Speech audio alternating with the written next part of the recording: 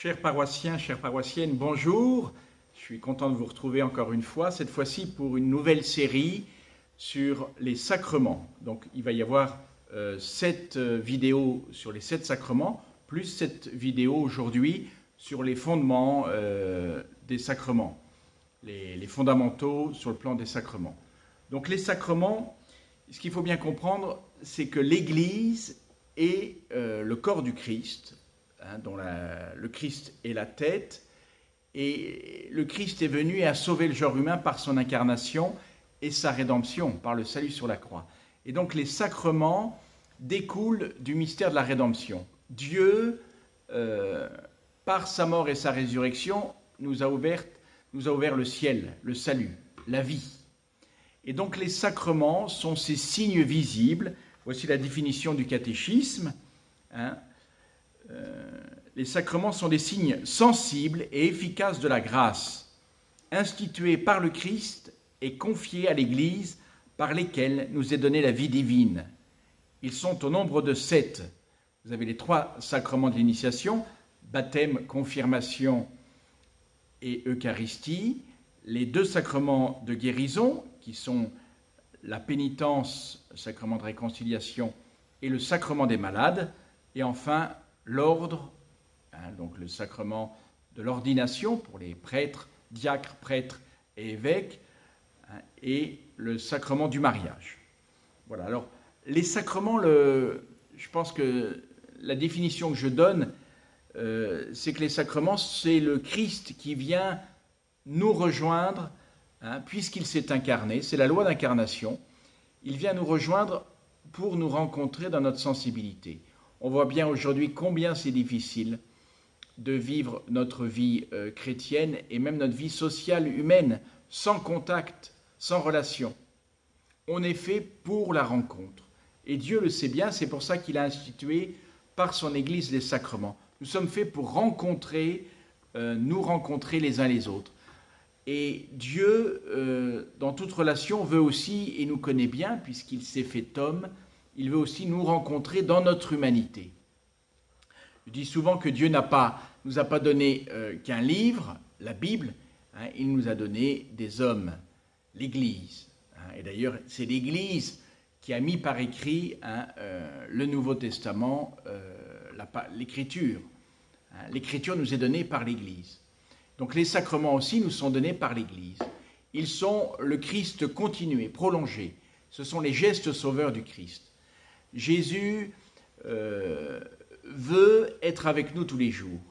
Il veut nous parler et nous rencontrer et communier avec nous. C'est la loi d'amour, la loi d'incarnation, par notre sensibilité à travers des paroles et des gestes. Regardez un enfant, un petit bébé. Il peut être très bien soigné, nourri, avec des tuyaux, des pilules, des vitamines. Tout le monde sait que si un enfant n'a pas de caresses, de paroles de sa mère, d'attention, d'affection sensible, même s'il a des vitamines, il va se développer beaucoup moins bien. Parce que nous sommes faits pour la relation, et la relation sensible. Vous voyez combien ça va être difficile quand on va se retrouver au moment du déconfinement, dans quelques semaines, pour les célébrations au mois de juin, quand on sera tous derrière notre masque, et à 1 mètre de distance, voilà, à s'incliner, à se dire bonjour. Et bon, encore, c'est pas trop dur, mais je pense à ceux qui vont retrouver leurs parents ou des enfants, voilà, et qu'on ne puisse pas se prendre dans les bras. Voilà, tout simplement se manifester notre sympathie, notre amitié. Vous voyez, alors Dieu, il est un père, et un père, il a besoin de prendre ses enfants dans ses bras. Et donc, les sacrements sont ces signes sensibles, mais qui ne sont pas simplement des signes gentils et sensibles. À travers cette sensibilité, ces gestes et ces paroles, c'est réellement Dieu qui vient nous donner sa grâce, nous donner son salut, nous donner sa vie. Alors, vous comprenez qu'ils sont ils sont les sacrements donnés par l'Église, et ils sont en même temps pour faire grandir l'Église. Les sacrements vont être ces signes efficaces, vivants, ces gestes sauveurs du Christ qui vont fortifier notre vie de chrétien, et qui vont nous donner ce qu'on appelle la grâce sacramentelle. La grâce qui va être liée, qui est particulière, liée à des sacrements. Quand on reçoit le baptême, cette grâce, c'est la grâce de cette vie divine donnée. Quand on reçoit l'Eucharistie, on est nourri dans notre vie de chrétien, dans notre vie spirituelle. C'est pour ça que c'est important qu'on retrouve cette vie, union avec le Christ. Quand on reçoit le sacrement des malades, on est fortifié, on est apaisé, on est guéri, éventuellement. En tout cas, le Seigneur, dans notre maladie, vient nous visiter. Quand on reçoit le sacrement du mariage, on reçoit une grâce pour vivre cette aventure, cet engagement si grand, si beau, mais aussi difficile. Voilà, Dieu s'engage avec nous. Quand on reçoit le sacrement du pardon, Dieu réellement vient nous pardonner. Il est là pour nous donner de vivre une conversion, de le rechoisir, et de nous libérer peut-être de la culpabilité, du regard sur soi, pour avancer davantage. Vous voyez, dans les sacrements, Dieu nous rejoint. Les sacrements sont un face-à-face avec Dieu, une rencontre avec le Seigneur. Donc ils sont vécus vraiment dans la foi. Il n'y a pas un rite magique. C'est pas magique. Il y a un don qui implique de notre part un engagement. À la fois, ils sont donnés si nous sommes disposés dans la foi, et en même temps, ils font grandir cette foi.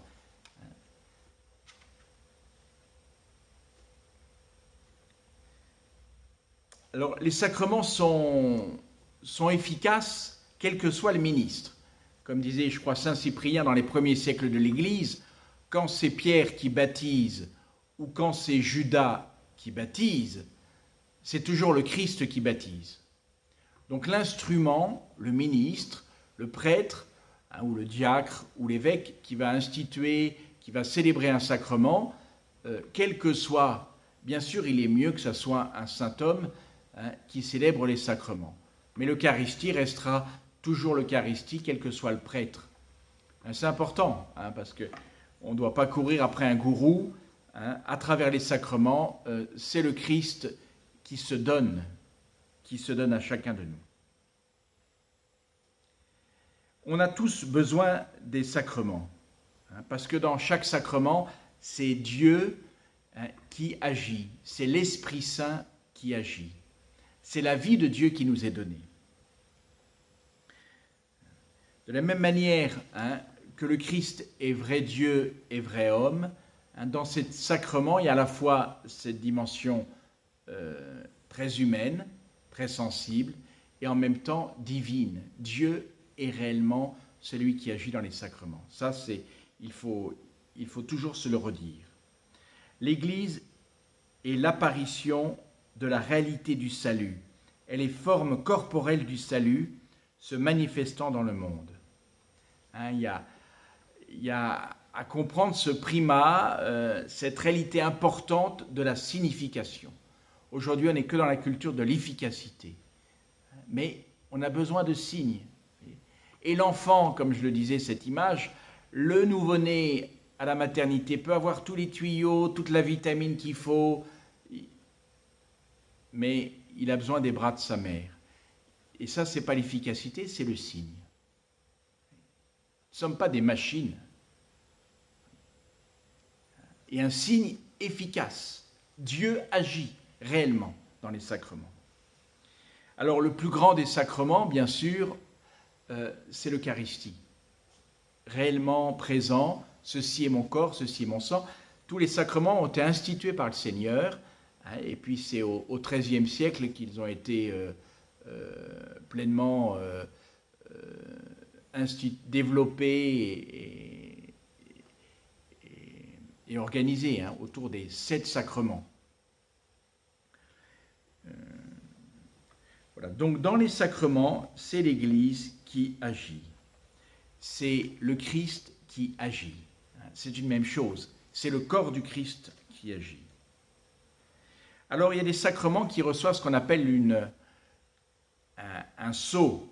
Un sceau S-C-E-A-U, c'est-à-dire une empreinte indélébile. Par exemple, quand vous êtes baptisé, donc il y a 3 sacrements, le sacrement du baptême, le sacrement de la confirmation et le sacrement de l'ordre.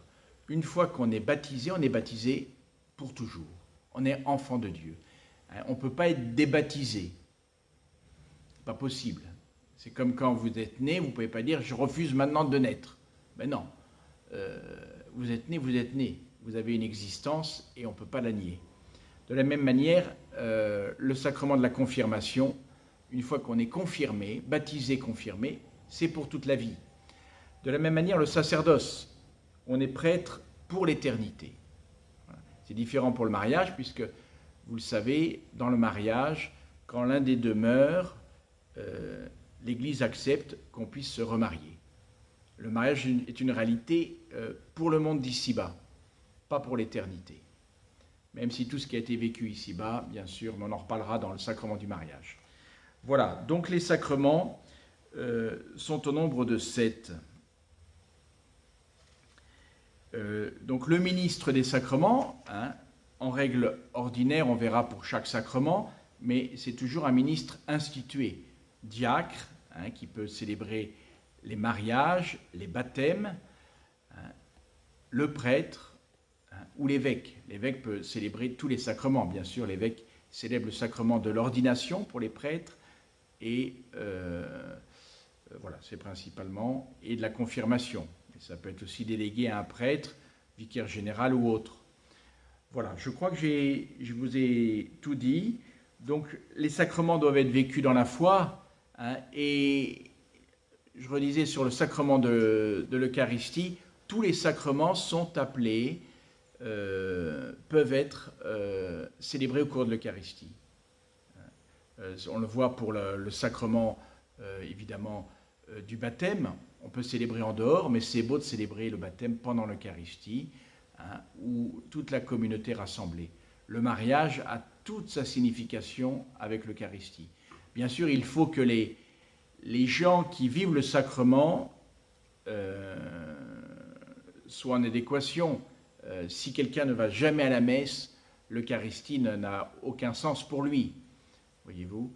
Donc à ce moment-là, on célèbre le baptême. Quand des familles sont très loin de l'église, on célèbre les baptêmes après la célébration. Mais il y a quelque chose qui n'est pas juste. C'est pareil, le sacrement de l'amour, le mariage, l'homme et la femme se donnent dans le Seigneur, un mariage chrétien où le Christ est au centre.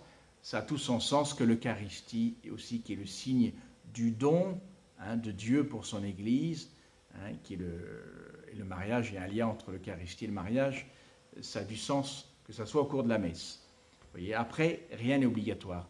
Alors, les sacrements sont vraiment le lieu privilégié où Dieu se donne à son Église, à chacun de nous, et en même temps, évidemment, qu'ils ne sont pas le tout.